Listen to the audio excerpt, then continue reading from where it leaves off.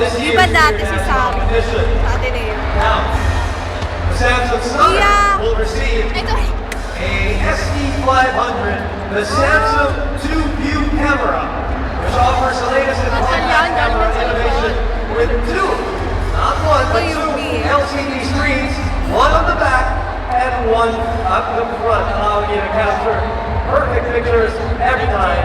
Samsung 2-view, more fun for everyone, especially in an occasion like this. Perfect. Hindi, I mean yung dala nila. Alright, of course, Miss Andy is here with Hindi us ka maganda sa to call on or actually to award the 2010 Samsung Stunner from PLSU.